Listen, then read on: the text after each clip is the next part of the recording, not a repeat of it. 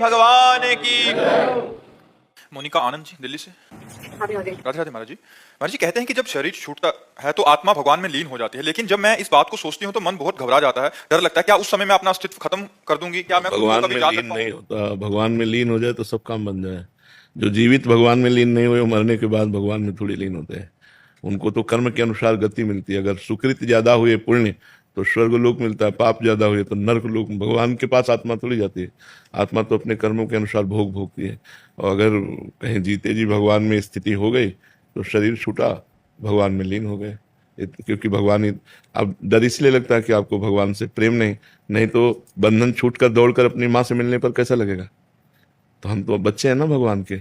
वो हमारी माँ है, हमारे पिता। ममई वांशो, भगवान गीता जी में कहते हैं ममई वांशो जीव लोके जीव भूता सनातना। इस लोक में जीव मेरा अंश है, लेकिन हम अपने प्यारे भगवान को भूल गए और यहाँ प्यार कर बैठे शरीरों में कि मैं स्त्री तो मेरे पति है, मेरे पुत्र है, मेरे परिवार, मैं पुरुष तो मेरी पत्नी है, मेरा परिवार है, मकान है, दुकान है। इतना हाहाकार माया का कि वो कभी सोच भी नहीं पाता कि भगवान मेरे रिश्तेदार है सच्चे, भगवान मेरे नातेदार है सच्चे। हमारा रिश्ता नाता ठीक भगवान से है। ये तो सब 10-20 वर्ष के बाद खत्म। मान लो 20 वर्ष में ब्याह हुआ तो 20 साल 25 साल 40 साल और व्यतीत हुए, खत्म। अब वो खत्म, फिर आप खत्म, फिर नया जन्म, फिर नए रिश्तेदार, फिर नए। तो जब तक पुराने रिश्तेदार को हम जान नहीं जाएंगे, जो हमारे पुराने रिश्तेदार है प्रभु, तब तक ये आवागमन चलता रहेगा। और जब प्रभु से मिलने, इतने सुंदर, इतने प्यार करने वाले, इतने महिमामय, इतने प्रतापी, वो जब हमें मिलेंगे तो मुझे भय लगेगा। अपनी माँ से मिलने में, अपने पिता से मिलने में कहीं भय लगता है क्या? दौड़ करके छाती से लिपट जाए ऐसे। देखो, पूरा त्रिभुवन का देव समाज भयभीत था जब भगवान ने नरसिंह रूप धारण किया। किसी की हिम्मत नहीं थी कि भगवान नरसिंह देव के समीप जाए। वो दहाड़ करते हुए भयानक विकराल रूप, उनकी जिह्वा लपलपा रही है, तीखे नेत्र क्रोध से युक्त हैं, बार बार गर्जना करते हैं। उसको पटक के फाड़ के मार डाला और उसकी आंतें डाल ली ऐसे कि इन्हीं आंतों से प्रहलाद जी का जन्म हुआ, इन्हीं आंतों से वीर्य बना और यही गर्भ में गया। तो ये भक्त को प्रकट करने वाले जनक की आंतें हैं, इसलिए ऐसे डाल ली और बार बार गर्जना कर रहे थे। सब देवताओं ने लक्ष्मी जी से प्रार्थना की, लक्ष्मी जी इस रूप में मैं नजदीक नहीं जा सकती। लेकिन जब प्रहलाद जी से कहा तो दौड़ करके गए, मेरे प्रभु। दौड़ तो भगवान गोद में बैठा लिए और चाट रहे थे, ऐसे चाट रहे थे, ऐसे दुलार कर रहे थे। तो सब कोई भयभीत था, लेकिन प्रहलाद जी नरसिंह भगवान के रूप से भयभीत नहीं, क्योंकि मेरे प्रभु हैं, मेरे प्राणनाथ है, मेरे लिए ये रूप धारण करके आए। तो प्रहलाद जी गोद में बैठे हैं भगवान की। तो हमें भय इसलिए लगता है कि हमको लगता है हमारा ये शरीर, हमारे रिश्ते नातेदार सब छूट जाएंगे और हम भगवान में लीन हो जाएंगे, हमारा अस्तित्व क्या रहेगा। नहीं नहीं, भक्ति अस्तित्व रखती है। हम भगवान के दास हैं, हम भगवान के पुत्र हैं, भगवान हमारे पिता हैं, हमारे यहाँ संबंध है, अस्तित्व है। दास्य, वात्सल्य, सख्य, कांता, सहचरी, जो भाव रखो उस भाव से हमारे भगवान मिलते हैं। तो हमारे ही भगवान है ना। अच्छा देखो, सच्ची बात बताओ, भगवान अपने बना लगते हैं? ये रिश्ते नातेदार सब अपने जैसे लगते। ये बुआ अच्छी लगती है, फूफा अच्छे लगते हैं, जीजा अच्छे लगते हैं, मौसी अच्छे लगते हैं। भगवान कहाँ लगते हैं? ये तो सामने दिखाई देते हैं, माता पिता पुत्र परिवार। भगवान कहाँ दिखाई देता है? तो माया का कार्य है जो अविनाशी कण कण में व्याप्त है उसको छुपा देना, और जो विनाशी है उसको सत्य दिखाना, जो है उसको ना दिखाना, जो नहीं है उसे दिखाई देना। यही कार्य माया का है। भगवान अपने हैं, भगवान सबसे प्यारे हैं, भगवान के सिवा कोई नहीं है। ये माया के कारण हम नहीं समझ पाते हैं। जब हम भक्ति करेंगे तो इन्हीं में भगवान नजर आने लगेंगे, वही विराजमान है, उनके बिना सब। तो ये डर कि अपने प्यारे से डर, भगवान से डर, इसीलिए तो भजन करने की जरूरत है। भगवान से डर कैसा, प्यारे से डर कैसा? जिससे हम प्यार करते हैं उससे कभी डर होता है क्या? उसे तो दौड़ करके गले लगाने का मन होता है। जिससे प्यार करते हैं उससे डर थोड़ी होता है। डर होता है पराये से। पराया है हमारा शरीर, ये डर का विषय, छूट जाएगा आज नहीं तो कल छूट जाएगा। लेकिन भगवान छूटने वाले नहीं। चाहे नरक जाए हम, चाहे स्वर्ग जाए, चाहे जहां जाए, वो हमारे हैं तो हमारे हैं। यत्र यत्र मम जन्म कर्म भी नार के परमे पदे अथवा राधिका रथ निकुंज मंडली तत्र तत्र हृदय में विराजता। चाहे जहां जाऊं, अब तो प्रिया प्रीतम हमारे हृदय में ही विराजमान रहेंगे। इसलिए नाम जप कीजिए। किसका प्रश्न था? नाम जप कीजिए तो डर खत्म हो जाएगा, अस्तित्व मिटने का डर खत्म हो जाएगा। अपना अस्तित्व ही क्या है? देखो, आप अपने को स्त्री मान रहे हैं, आप नहीं है, 100% नहीं है। स्त्री पोशाक है बस। यही, ये जो हमारे अंदर बैठा हुआ ज्ञान है ना, मैं स्त्री हूं, यही अस्तित्व के लिए डर रहा है। यही अज्ञान डर रहा है कि मेरा अस्तित्व ही खत्म हो जाएगा। हम भगवत स्वरूप है, हमारा न स्त्री पुरुष स्वरूप नहीं है, हमारा स्वरूप कुछ और है। हम देहों को अपना स्वरूप मानकर बस इसी में जन्म मरण चक्र में फंस गए। इसीलिए शास्त्रों का स्वाध्याय करो, संत वाणी का मनन करो और नाम जप करो। तो धीरे धीरे जब ज्ञान आएगा ना, तो आप भी ऐसा अनुभव करेंगे जैसा हम आपको बोल रहे हैं ना। तो हम पढ़ लिख के नहीं बोल रहे हैं, हम जीवन भर इसी में चले हैं, तो इसलिए बोल रहे हैं। तो आप खूब नाम जप करो। पूनम शर्मा जी। श्री हरिवंश महाराज। श्री हरिवंश महाराज जी, महाराज जी कैसे पता चले या क्या करें कि ये हमारा आखिरी जन्म हो, हम श्री जी की चरण सेवा मिले? जब कोई इच्छा न रह जाए, किसी से द्वेष न हो, पूरे संसार में एक भी दुश्मन न हो, और कोई इच्छा नहीं है, यहाँ किसी से प्यार नहीं, किसी से झगड़ा नहीं, तब हमारा न लेना न देना, न राग न द्वेष न चाह, कोई चाह नहीं हमारे अंदर, अब कोई चाह नहीं रह गई, हमारा किसी से द्वेष नहीं, पूरे विश्व में कोई एक शत्रु नहीं, पूरे विश्व में सबसे भगवत भाव से मित्रता है, किसी से अपनापन नहीं, किसी से न द्वेष है, न राग है, न लेना है, न देना है, और न कोई अब चाह रह गई। ये आखिरी जन्म है, अब तो हम अपनी प्रियाजू के पास जा रहे हैं, इसमें कोई संशय नहीं, इसमें किसी के आशीर्वाद की जरूरत नहीं है। जैसे अपने लोग बोलते हैं ना, तो इसमें किसी के आशीर्वाद की जरूरत नहीं, किसी के सहयोग की जरूरत नहीं, अपना पर्सनल पास बन गया है, हमें श्री जी के पास जाना है, श्री जी के पास। तो बोले हम लोग जितने हैं बस कनेक्शन फंसाए रखो, अगर डिब्बा में इंजन का कनेक्शन मिला हुआ है तो कहाँ जाएगी ट्रेन, वहीं पूरी पूरी ट्रेन वहीं जाएगी जहाँ इंजन जाएगा। तो ऐसे ही गुरुजनों से, संत जनों से जो अपना कनेक्शन कर लेते हैं मन का, तो जहाँ वो जाते हैं वहीं हमको ले जाते हैं, लेट लपेट भले हो जाए लेकिन हम पहुंचते वहीं जहाँ हमारे गुरुजन होते हैं। तो नाम जप करो, भगवत कथा सुनो और सुन करके मनन करो कि वास्तविक संसार का क्या स्वरूप है, तो धीरे धीरे ज्ञान प्रकट होगा। तो इस शरीर का राग मिटते ही जन्म आखिरी हो गया।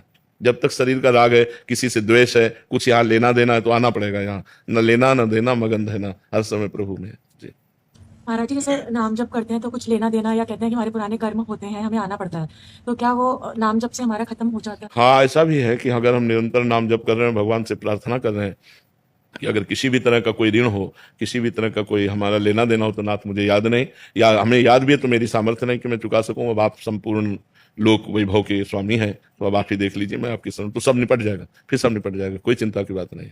राधिका जी।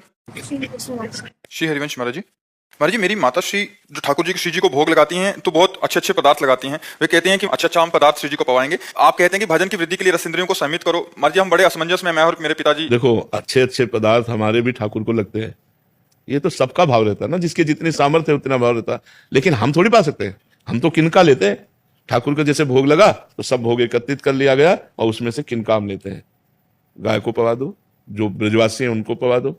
हम तो उत्तम भोग लगाए मोर मरकट को सेवे, स्वामी हरदास जी के लिए आया, उत्तम भोग लगाए मोर मरकट को सेवे, 56 प्रकार के भोग लगाए गए और उनमें से जरा सा ऐसा प्रसाद ले लिया गया और सब बांट दिया गया। अगर कोई लेने वाला नहीं तो गाय है, मोर मरकट को सेवे, पशु पंक्षियों को पवा। अब गाय को रसगुल्ला पवा तो कोई फर्क पड़ेगा क्या, और अपने रोज रसगुल्ला पाएंगे तो अपने फर्क पड़ जाएगा। तो अपने को ठाकुर जी का थोड़ा किनका प्रसाद लेकर रोटी दाल से काम चलाना। रोज 56 प्रकार के भोग पाओगे तो लीवर में ठाकुर जी के दम है, तुम्हारे दम नहीं। इतनी सामर्थ्य नहीं। और देखो, प्रसाद का प्रभाव होता है, हम प्रसाद कम और पदार्थ बुद्धि से ज्यादा पाते हैं। क्या है, बोले पूड़ी है, हाँ ठीक है, कचौड़ी है, हाँ, मतलब हम पदार्थ बुद्धि से पाते हैं, प्रसाद बुद्धि से नहीं पाते। प्रसाद बुद्धि से तब पाएंगे जब खीर, कढ़ी, रबड़ी, नमकीन सब एक ही में मिला दिया, सब मिला के ऐसे कर दिया, अब प्रसाद बुद्धि से पाओगे, नहीं तो अलग अलग जो चम्मच से स्वाद ले लिए तो पदार्थ बुद्धि से पाया जाता नहीं। मैं गुलाब जामुन का ये स्वाद, जलेबी का ये स्वाद, जब जलेबी और गुलाब जामुन और कढ़ी और चावल और खीर एक ही में मीस दिए गए, अब प्रसाद बुद्धि रहेगी। तो हमें लगता है थोड़ा सा प्रसाद ले ले और नमक रोटी, दाल रोटी, सब्जी आदि से अपना काम चलावे, और ये ठाकुर जी के पार्षदों को पवा दे, गऊ है, बैल है, ब्रजवासी हैं, जैसे ऐसे पवा दे जो पाना चाहे, नहीं तो गाय को पवा दे। अपने उत्तम उत्तम पदार्थ पाकर भजन नहीं कर सकते, नहीं का हमारे ठाकुर जी का रोज भोग लगता है, उत्तम उत्तम पदार्थों से भोग लगता है। तो वैसा थोड़ी कि सब साधक वही पाते हो, थोड़ा थोड़ा प्रसाद पाए अपने। फिर सिंधु जी, ऋषिकेश, राधे राधे। महाराज जी आप सत्संग में नाम रस के बारे में बताते हैं, तो महाराज जी क्या नाम रस से तात्पर्य है नाम से मिलने वाला आनंद, या सचमुच नाम लेने से जिब्या पर कोई अद्भुत स्वाद आने लगता है? व्यसन हो जाता है, आसक्ति हो जाती है जिब्या पर। ऐसे कोई नमकीन खट्टा वाला स्वाद नहीं है कि मिठाई जैसा मीठा, नमकीन जैसा स्वाद आने लगे रसेंद्री में, नहीं। चिदानंद में भगवान में आसक्ति हो गई, उनके नाम में ऐसी आसक्ति हो गई, नाम लिए बिना एक क्षण भी नहीं जिया जा सकता। तद स्मरणेन परम व्याकुलते थी। कोई स्वाद का तात्पर्य ऐसे से नहीं है वो गुड़ जैसा मीठा लगने लगा, वो नमकीन जैसा लग, एक आसक्ति हो गई, एक व्यसन हो गया, हम जी नहीं सकते उसके बिना। तद स्मरणेन परम व्याकुलते थी, जरा सा विस्मरण होने पर परम व्याकुलता पैदा हो गई। नाम रस जब हृदय में जागृत होगा तो आसक्ति, इतनी प्रबल आसक्ति कि त्रिभुवन की राज्य लक्ष्मी देने पर भी जो आधे पल के लिए भगवान का विस्मरण ना करे वो नाम जापक, वो महाभागवत। कहा हुआ है, त्रिभुवन की राज्य लक्ष्मी देने पर भी जो आधे पल के लिए भगवान का विस्मरण न करे वो महाभागवत, वो महान भक्त, वो भगवान का नाम जापक।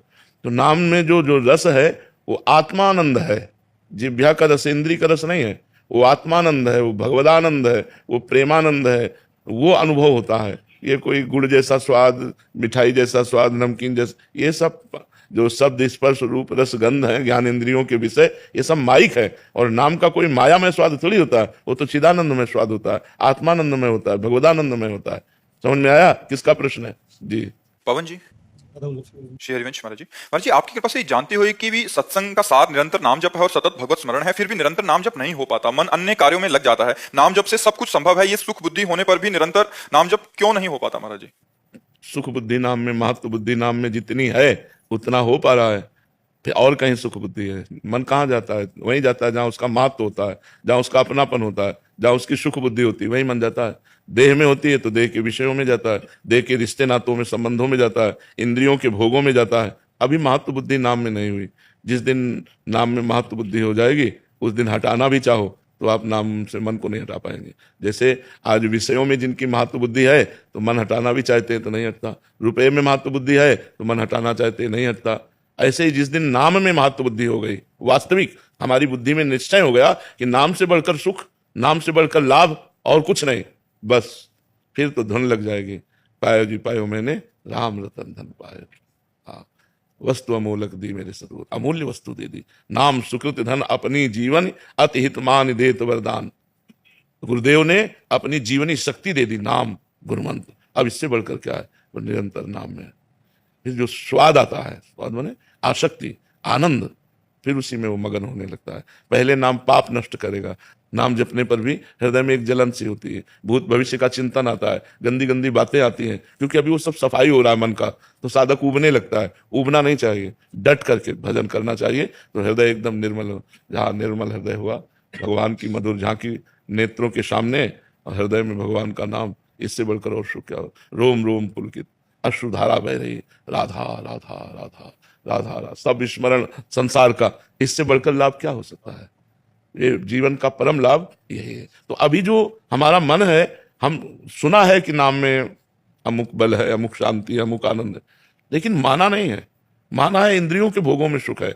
वर्तमान के जो इंद्रिय संयोग से सुख मिलता है कि रसगुल्ला पाओ तो अभी जबान मीठी हो जाएगी। तो महत्व बुद्धि भोगों में, इसलिए नाम निरंतर नहीं चल पा रहा। और जिस दिन नाम में महत्व बुद्धि हो गई तो हम कसम खा के छोड़ना चाहें तो भी नाम को नहीं छोड़ पाएंगे, वो बराबर हमारे हृदय में स्फुरित होता रहेगा। इसलिए जबरदस्ती हठपूर्वक नाम जप करो, पहले पाप नष्ट हो, जैसे जैसे हृदय पवित्र होगा वैसे वैसे नाम भगवान हमारी जिह्वा पर विराजमान हो जाएंगे। हमें उबना नहीं है, हमें हटना नहीं है, किसी भी परिस्थिति में हमें समझौता नहीं करना। समझौता कि नाम छूट गया, अमुक भोग में राजी हो गए, नहीं। अगर हम किसी भोग को भी भोगेंगे तो नाम भगवान को साथ लेके, राधा राधा, भोजन पाएंगे तो राधा राधा, कुछ सूंघेंगे तो राधा राधा, देखेंगे तो राधा राधा, भोगेंगे तो राधा राधा। धर्म पूर्वक भोग, विषय भोग भोगने का अधिकार है गृहस्थ को। तो अगर हम भोग विषय सेवन भी करेंगे तो नाम जप करते हुए करेंगे भगवान का, बस पार हो गई गाड़ी, पार हो गई। फिर तो कोई विषय उसे फंसा ही नहीं सकता है जी। ये ब्याह से जब नाम जपते जपते वो स्थिति आ जाएगी, आ जाए। यद जिह्वाग्य वर्तते नाम तुभ्यम अहो वत्सो पचतो गरियान यद जिह्वाग्य वर्तते नाम जी जप जागे जोगी। जिह्वा से केवल नाम जपने मात्र से धीरे धीरे धीरे धीरे वो अंतर में उतरेगा, अंतर में उतरेगा, सब चमत्कार प्रकट हो जाएगा जी। जैसे अभी कीर्तन अगर पीछे गूंज रहा है मन में, नाम का कीर्तन अगर नाम का कीर्तन गूंज रहा है, हाँ हाँ ठीक है, किसी वो कीर्तन रूप में ले लीजिए, आप किसी भी ध्वनि में ले लीजिए, हमारे अंदर चलना चाहिए, चलना चाहिए। बात यह कि हम उसको सुने और अंदर चले, किसी भी ध्वनि में। हम कह रहे किसी भी राग ध्वनि में, किसी नाम को किसी भी ध्वनि में, इसीलिए कई ध्वनियों में गवाते भी हैं कि अगर आपको संसारिक गाने पसंद है और उन्हीं ध्वनि में आपको राधा नाम लगाने का अवसर मिल जाए तो बढ़िया, राधा राधा राधा राधा, तो नाम तो निकल रहा है ना, तो नाम अपना काम कर देगा, वो ध्वनि कोई भी हो। अगर हमारा मन मान लो गाना सुनना पसंद करता है तो हम उन्हीं ध्वनियों में राधा नाम सुनना पसंद करें, उन्हीं ध्वनियों के राधा नाम, तो संगीत के साथ राधा नाम, तो हमारा मन भी उल्लसित हो रहा है, हमारा भजन भी बन रहा है। क्योंकि हमको एन केन प्रकार मन को भगवान में लगाना है। एक बार लग गया ना फिर ठीक हो जाएगा, एक बार लगाना है। अब वो कैसे लगता है, ये सब भी जो भजन का अभ्यास है वो यही, कभी कीर्तन करके, कभी कथा सुन के, कभी सत्संग सुन के, कभी नाम जप में लगे हुए हैं, कभी वाणी पाठ में लगे हुए हैं। हम इन किन प्रकार भगवत अभ्यास करते करते अपना मन भगवान में लगाना चाहते हैं। और जहां मन लग गया फिर तो बात बन गई। फिर मन का ही तो संसार में लगना बंधन का कारण है और भगवान में लगना मोक्ष का कारण है। रिद्धिमा पाठक जी, श्री हरिवंश महाराज जी। महाराज जी, मेरा सवाल है कि जैसे रामचरितमानस जी में शिव जी पार्वती जी से कहते हैं कि उमा कहूं मैं अनुभव अपना, सत हरि भजन जगत सब सपना, तो अगर ये सारा संसार स्वप्न मात्र है तो यहाँ के लोग, रिश्ते दाते, जो व्यवहार है, सब कुछ इतना सत्य क्यों लगने लगता है? और हम अपने आप स्वप्न देखते हैं ना, स्वप्न में कुछ स्वप्न झूठा लगता है क्या? कब झूठा लगा? जब जग गए, उठ गए हम, तब झूठा लगा। अभी हम मोह निद्रा में सो रहे हैं, अज्ञान में। एक ही परमात्मा इतने रूप धारण किए हुए है। वासुदेवा सर्वम, श्री राम मैं सब जग जानी। एक ही परमात्मा इतने रूप धारण किए हुए है। वही स्त्री बना है, वही पुरुष बना है, वही जड़ बना है, वही चैतन्य बना है। जो ही ये ज्ञान होगा तो हम जग जाएंगे, और जब जगेंगे तो जड़ चेतन जग जीव जत सकल राम मैं, केवल राम ही राम, केवल श्याम ही श्याम। न कोई पत्नी, न कोई पुत्र, न कोई पिता, न कोई माता, वही माता, वही पिता, वही पुत्र, सब रोल वही कर रहा है, सब रोल वही बना। तो ये जग गया तो जे ही जाने जग जाए हेराई, और जागे जथा स्वप्न ब्रह्म जाई। गोस्वामी जी ने लिखा है, जैसे जगने पर स्वप्न झूठा लगता है, ऐसे परमात्मा का ज्ञान हो जाने पर ये संसार के सब संबंध झूठे हैं। कोई कुछ नहीं, केवल भगवान ही भगवान सब रूपों में विराजमान है। ये जगे हुए पुरुष को अनुभव में आएगा। सोए हुए पुरुष, सोए में जीजा मौसी फूफा चाचा चाची मित्र शत्रु रा स्त्री पुरुष जड़ चैतन्य अच्छा बुरा, ये है माया का दर्शन। और एको ब्रह्म द्वितीयो नास्ति, यह है जगे हुए पुरुष का लक्षण। एक सच्चिदानंद ब्रह्म के सिवा दूसरा कोई नहीं, वही परमात्मा ही विराज। तो ये बोध हो जाए तब संसार सत्य नहीं लगेगा, तब परमात्मा सत्य। अभी संसार सत्य है, परमात्मा लगता है भी कि नहीं? और वो स्वयं परमात्मा स्वरूप है। और कह रहा कहाँ है परमात्मा? स्वयं तू क्या है? परमात्मा ही तो है। ये शरीर थोड़ी है तू, मन बुद्धि थोड़ी है तू, स्वभाव थोड़ी है तू, भगवान का स्वरूप है। ईश्वर अंश जीव अविनाशी चेतन अमल सहज सुख राशि। हम परमात्मा स्वरूप है, ना हम स्त्री है ना पुरुष है, हमारा परमात्मा स्वरूप है। अब ये बात समझने के लिए साधना लगेगी नहीं तो ये केवल बात है कि परमात्मा स्वरूप कैसे है। ये हमारी पोशाक है। हमारा स्वरूप जो है वो अविनाशी है, जहां न मृत्यु का प्रवेश है न काल का प्रवेश है। और यही है, इसी में बैठे हैं, लेकिन आज तक अपने से नहीं मिले। बड़ी विचित्र भगवान की माया है कि अपने हाथ से नापा जाए तो 3.5 हाथ का शरीर है। अपने हाथ से नापने पर हमारा शरीर, सबका अपने हाथ से नापने पर 3.5 हाथ का शरीर है। इस 3.5 हाथ के शरीर में कहो 40 वर्ष हो गए रहते हुए अपने लोगों को, किसी को 25 वर्ष हो गए, किसी को 50, लेकिन अपने से राम राम नहीं हुई। अपने से नहीं हुई, अपने से मुलाकात नहीं हुई। सब कुछ हो गया लेकिन अपने से नहीं मिले, और इतने में रह रहे। यही जादू है भगवान का। अगर अपने से मिल लो तो माया का नाश हो जाए। आत्मस्वरूप का बोध हो जाना, माया मुक्त हो जाना है। बड़ा कठिन है, क्योंकि इतना बाहर फंस चुके हैं कि अब अंदर घुसने का रास्ता नहीं पता। इसीलिए गुरु बनाया जाता है। गुरु की कृपा से, नाम मंत्र के प्रभाव से अंतर्मुखता जब जागृत होती तो अंदर वो धसता चला जाता है। स्थूल का राग क्रॉस किया, सूक्ष्म का राग हटाया, कारण शरीर का राग हटाया और अपने स्वरूप में स्थित हो गया, जीवन मुक्त हो गया। लेकिन बात कहने में तो इतनी लगी, साधना में जन्म जन्म मुनि जतन कराए। जन्म के जन्म लग जाते हैं, तब जाकर ये राग नष्ट होता है। और गुरु कृपा हो जाए तो क्षण में नष्ट हो जाए। कृपा से तो क्षण में बात बन जाए। तो खूब नाम जप करो, तब जगोगे। पहले नाम जप करो, राधा राधा राधा। प्रियंका जी, वाराणसी से।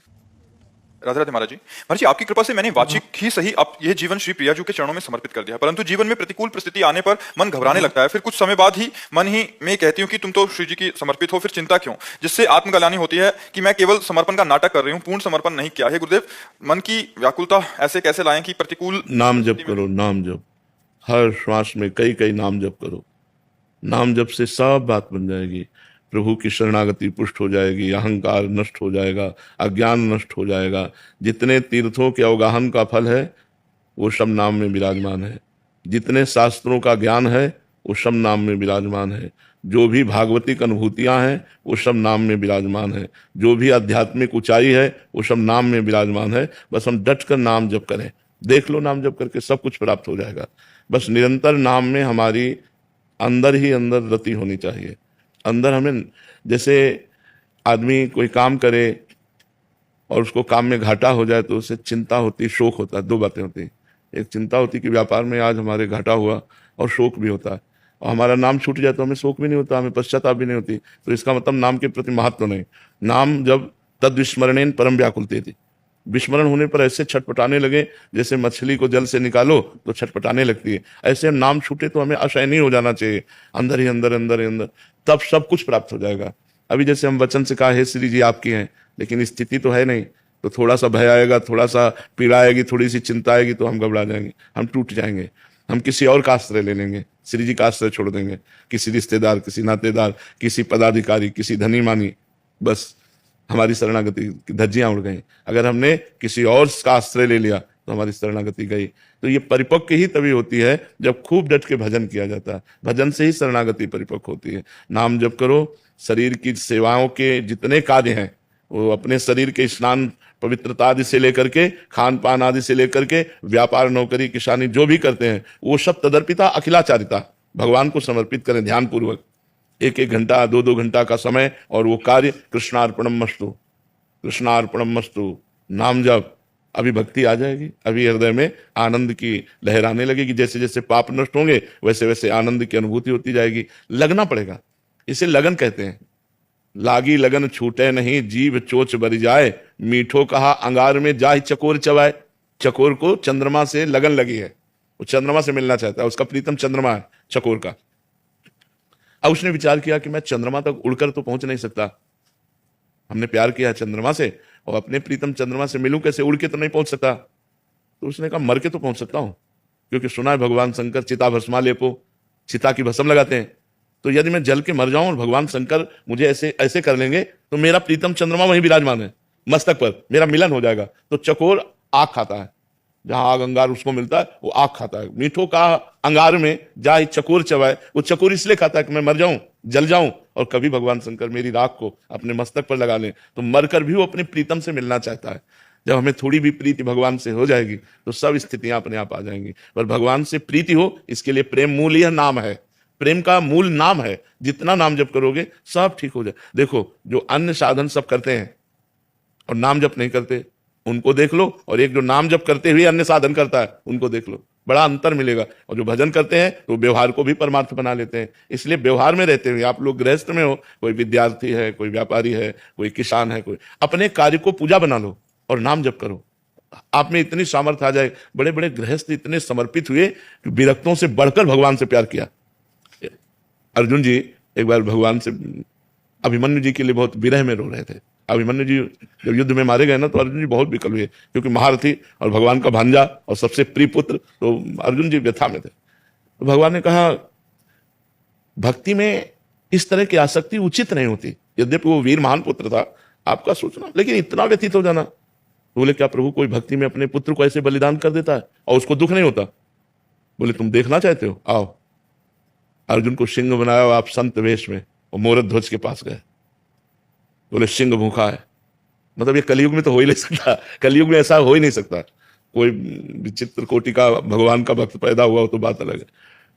उनका मेरा सिंह भूखा है। बोले प्रभु आदेश करो। बोले सिंह क्या खाता है? कोई घास रोटी थोड़ी खाता है, वो तो मांस खाता है। तो बोले फिर प्रभु कुछ देर रुकना पड़ेगा, कसाई वाड़े जाना पड़ेगा, वहां से हम वैष्णो जन है, हम कहां से? बोले नहीं, आप अपने पुत्र का मांस दीजिए, उसको आरे से चीरिए और चीर करके सिंह को दीजिए। पति पत्नी ने पुत्र से कहा कि बेटा ऐसा एक संत आदेश कर। भगवान के रूप में नहीं गए थे, संत के रूप में गए थे। और उनका सिंह भूखा है, वो कहे तो उनका नाशवान शरीर अगर किसी के कार्य आ जाता है, हमारे अतिथि पूजा में आ जाता है तो हम धन्य हैं। आप बिल्कुल संकोच मत कीजिए। और वो भक्त का पुत्र भी भगवान का भक्त होता है ना, ऐसे आरे से चीर करके, मोर ध्वज की कथा प्रसिद्ध है, तो अपने पुत्र को आरे से चीर कर अतिथि भगवान। तो वहां ना सिंह था ना वो संत थे, तो भगवान थे।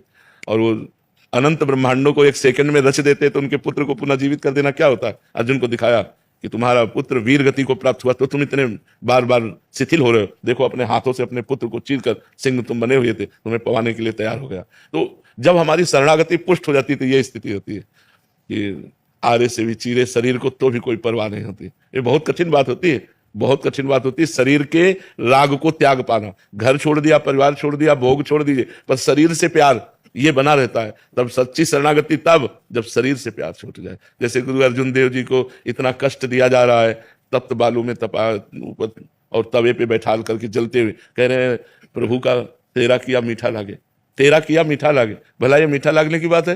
प्राण जल रहे हैं, इतना कष्ट है, लेकिन उस कष्ट में भी प्रभु का प्यार देख रहे हैं तो कह रहे तेरा किया मीठा लगा। तो शरणागति बहुत बड़ी चीज है। शरणागति का केवल हम वचन से बोल रहे हैं नाथ मैं आपकी शरण में हूं। शरणागति का मतलब सर्वस्व प्रभु के नाम कर दिया। अब खेलो जैसा आपका मन हो। आप चाहे पूजा करवाओ इसकी, चाहे आप अपमान करवाओ इसका, चाहे आप फुटपाथ पे रखो, चाहे महल पे रखो, चाहे जो जैसे मनाओ, जो जो प्यारो करे सोई मोहि भावे। शरणागति बहुत बड़ी चीज है, बहुत बड़ी चीज, इसलिए भजन करो तब समझ में आएगी। नीलू अग्रवाल जी दिल्ली से। राधे राधे गुरु जी मैंने हृदय से आपको गुरु माना है और आपकी वाणी हमारा मार्गदर्शन करती है। प्रभु जी मेरा मन प्रभु के श्रृंगार में सत्संग में तो लगता है पर रोने का भाव नहीं आता। मन शांत तो है पर विकारों से दूर नहीं। हाँ देखो, रोने का भाव, जबरदस्ती रोने से तो कोई बात बनती नहीं है। रोने का भाव आना चाहिए, और भाव तब आएगा जब प्यार होता है। या तो हमारा प्यारा मिले और या फिर प्यारे के मिलन में तड़पे। तो अभी हमारा प्यारा शरीर है, हमारे प्यारे बच्चे हैं, हमारा प्यारा पति है, हमारी प्यारी इच्छाएं हैं। अभी प्यारे प्रभु नहीं होंगे, तो जब तक प्यारे प्रभु नहीं होंगे तो रोना कैसे आएगा। प्यारे के विषय में रोना आता है। जो हमारा प्यारा होता है, और वो बहुत दिनों के बाद एकदम अपना कोई प्यारा मिले तो आंखों में आंसू नहीं आ जाएंगे, और बहुत दिन से मिल ही नहीं रहा तो आंखों में आंसू आ जाएंगे। मतलब आपके पति अमेरिका में रह रहे हैं और सालों से नहीं मिल रहे हैं, तो आपको कैसा लगेगा। जब आपको एकदम अपने पति के प्रेम की बात याद आएगी ना, तो आपको ऐसा लगेगा या तो मुझे बुला लो या आप आ जाओ, और विकल हो जाओगे आप और रोने लगोगे। नहीं चाहिए मुझे पैसा, नहीं चाहिए सुख सामग्री, मुझे आप चाहिए। आप कब मिलोगे, कब आओगे, अंदर जो फिर आपका रोना शुरू हो जाएगा। नहीं हो जाएगा। ऐसे भक्त का होता है। जीवन हो गया भजन करते हुए, एक बार भी झलक नहीं दी। आप क्या करूं, कहाँ जाऊं, किसके पास जाऊं, आपके सिवा कोई है, आपके सिवा कोई प्रभु। जहां ये बातें अंदर चलने लगती तो उसका हृदय तड़पने लगता है, फिर वो रोने लगता है, प्रभु मैं आपके बिना जी नहीं सकता ना, अब आप आइए, आप कहाँ हो प्रभु, आप कहाँ हो। वो अंदर तब रोना आता है। बनावटी रोने से बात थोड़ी बनेगी, वो अंदर की पीड़ा होती है। जो रोना होता है, देखो बनावटी रोने से भगवान मिल रहे हैं क्या। और ईमानदारी से सच्चाई से गोपियां रोई तो उन्हीं के बीच में प्रकट हुए।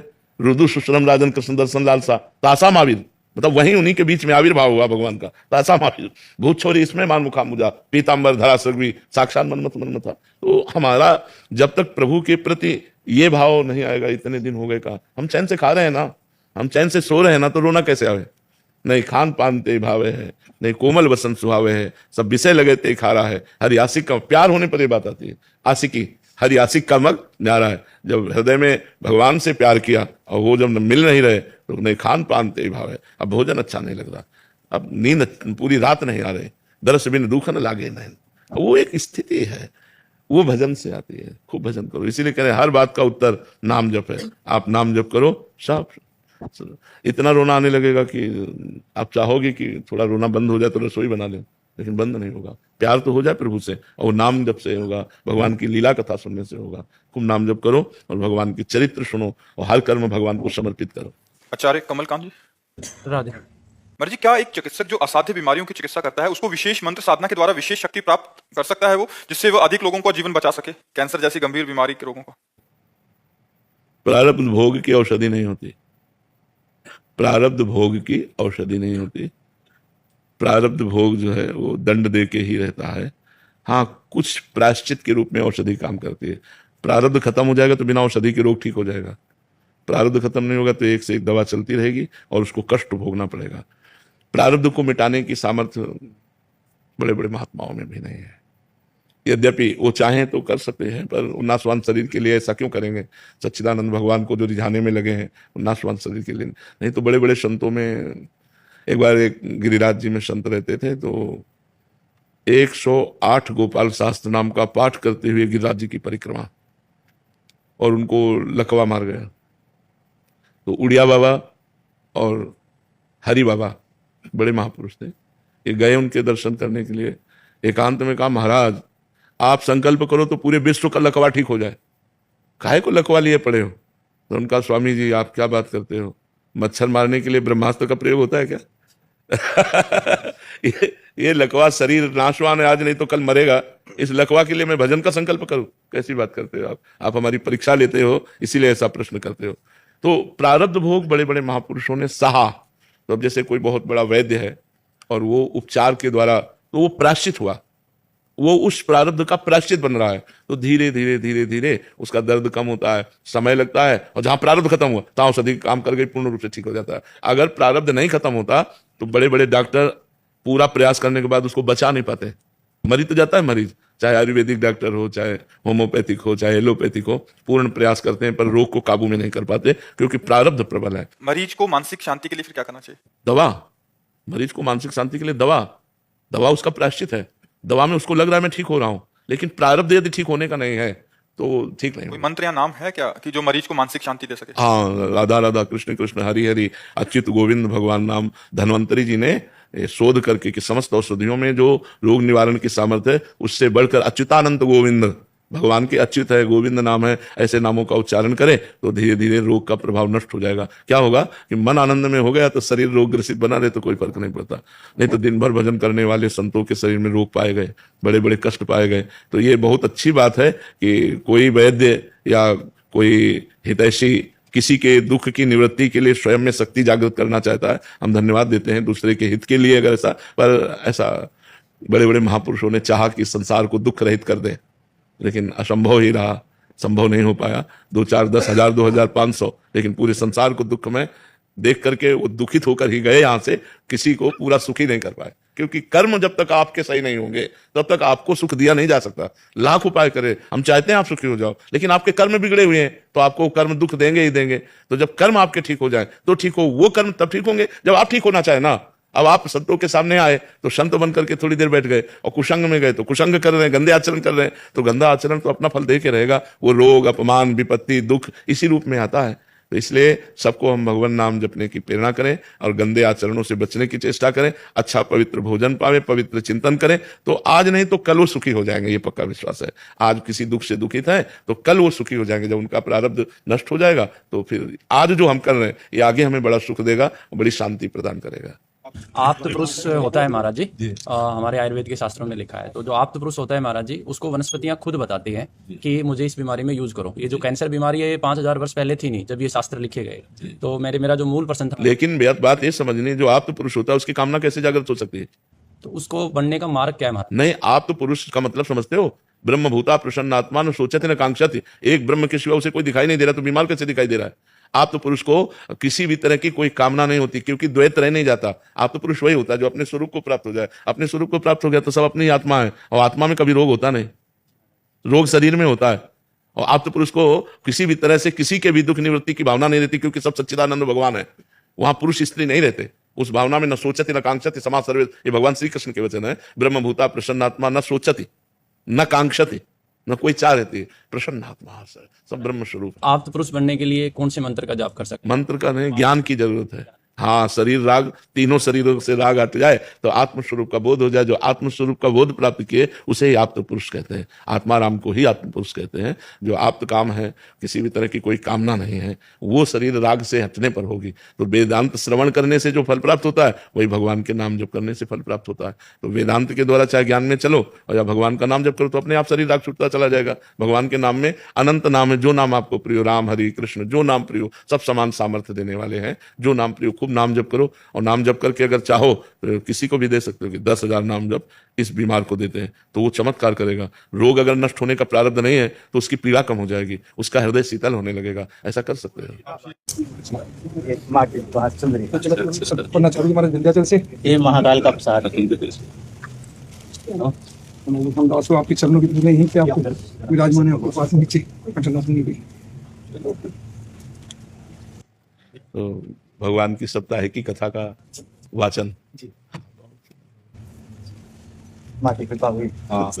हमें भगवत चर्चा करने का सौभाग्य। हाँ, और जहाँ भी भगवत चर्चा कीजिए, कलयुग है, नाम की प्रधानता लोगों के दिमाग में बैठा ले। हाँ, क्योंकि नाम ही और भगवान की लीला कथा ही जीव का निस्तार कर सकती है। और साधन तो सब सारहीन होते चले जा रहे हैं, क्योंकि साधनों के जो अनुष्ठान की नियमावली है, जो पवित्रता है, वो सब रहने गई। तो एक ही नाम भगवान गरज रहे हैं, पवित्रा पवित्रो सर्वावस्थांगतो पिवा या स्मरेत पुंडरीकाक्षम सवायाभ्यंतर बाह्याभ्यंतर, सब जगह पवित्र करने में समर्थ नाम भगवान विराजमान है। तो भगवत स्मृति, भगवत नाम जप, भगवत लीला गुणगान श्रवण, भगवत लीला गुणगान करना, यही अब साधन रह गए हैं जिनके द्वारा हम कलयुग की जो कुचाल है उसको कुचल करके आगे निकल सकते हैं। तो खूब भगवान नाम की महिमा को गाइए, जिससे जन साधारण लोग, मतलब हम तो वृंदावन में बैठे हैं, अब आप तो कई जगह जाते आते हैं। आपका स्नेह, आपका आशीर्वाद से ही हम सब लोग चल रहे हैं। हाँ, तो बहुत सुंदर रहेगा कि अगर 10 लोग भी नाम जप करने लगे ना, तो हमने मनुष्य जन्म में आने का काम कर लिया, प्रभु के दासत्व का काम कर लिया, अपने स्वामी के नाम में 10 लोगों को लगा दिया। ऐसे भाव से चले ना, कि हमने शास्त्रों में और संतों से सुना है कि एक भूले हुए जीव को भगवान में लगा देने से जो लाभ मिलता है वो पुण्य और किसी से नहीं मिलता। एक जीव को अगर भगवान के नाम में लगा दे, भगवान के रूप लीला धाम में लगा, तो ऐसे खूब भगवान का यश गाइए। भूरिदा जना, जो यश गाते हैं वो भूरिदा जना है जी। एक प्रार्थना आपसे हमारी जी कि थोड़ा सा अपने माध्यम से हमारा संत समाज आपस में जो बिखराव हम लोगों में हो रही है, इस पर थोड़ा सा। जी महाराज जी, भजन की कमी जी, और मैंने भजन, जब भजन पर प्रधान बुद्धि होगी, उमा जे राम चरण रत, विगत काम मद कोह, निज प्रभु में देखें जगत कैसन करे, सो अनन्य गति जाके असमति न टरे हनुमंत, मैं सेवक सचराचर रूप स्वामी। अब इसमें झगड़ा की कहाँ जरूरत है, मैं सेवक सचराचर रूप स्वामी भगवंत। तो भजन की कमी होने के कारण लोक व्यवहारवत जब बुद्धि हो जाती है, तो फिर ये संप्रदायवाद और झगड़ेवाद ये सब शुरू हो जाते हैं। और अगर हमारी भागवतिक बुद्धि रहे तो सब संप्रदाय के आचार्य हमारे ही प्रभु हैं, क्योंकि एक के सिवा दूसरा कोई है नहीं। तो समय समय पर वही भगवान हमारे विविध आचार्यों के रूप में प्रकट हुए, और जितने संप्रदाय के संत जन हैं ये सब हमारे ही प्रिय जन हैं, हमसे कोई विलग नहीं है, क्योंकि हमारे प्रभु के ही सब जन हैं। कोई राम बोले, शिव बोले, हरि बोले, कृष्ण बोले, जो भी बोले वो सब अपने जन हैं। एक संत समुदाय में ये जो विघटन हो रहा है, जो थोड़ा सा, ये भजन की कमी के कारण। इसीलिए प्रार्थना मास्टर जी से किया जाए कि ये इसका कुप्रभाव समाज पे बहुत जा रहा है। जी जी और देख के बड़ा कष्ट हो जी।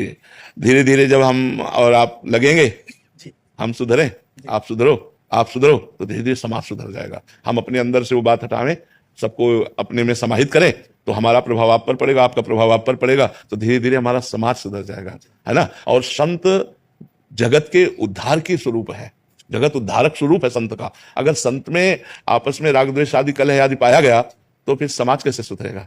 इसलिए हम लोगों को नाम जप के प्रभाव से, गुरु चरणों की सेवा के प्रभाव से इन दोषों से रहित होना चाहिए, और पूरी समाज को इन दोषों से रहित करने की भावना भी रखनी चाहिए। प्रयास भी करना जी जी।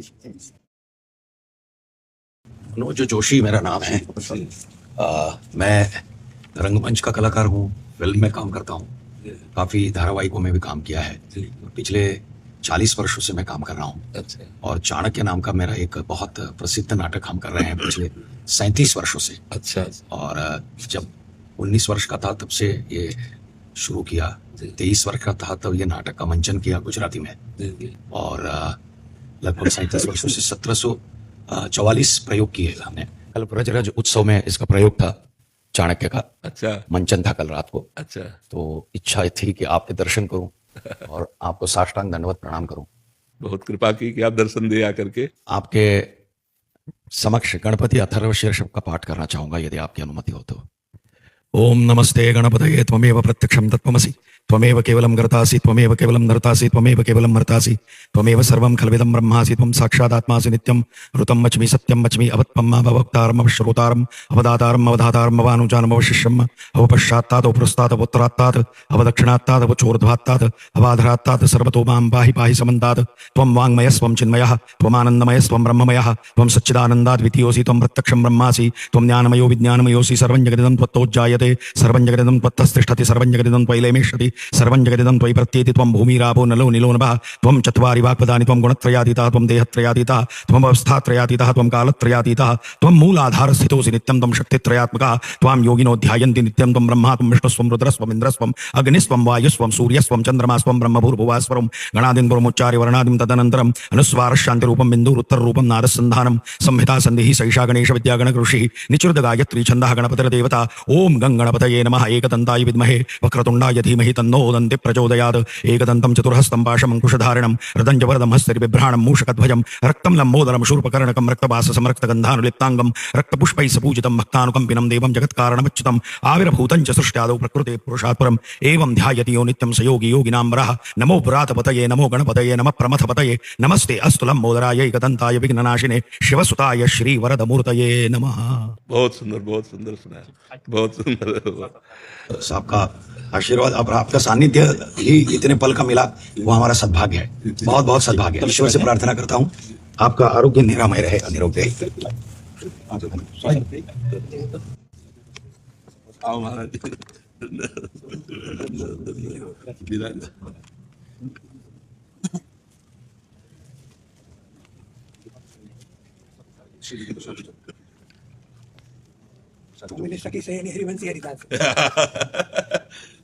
पास आने दो, अरे हमारे घर कैंपस जो है ना,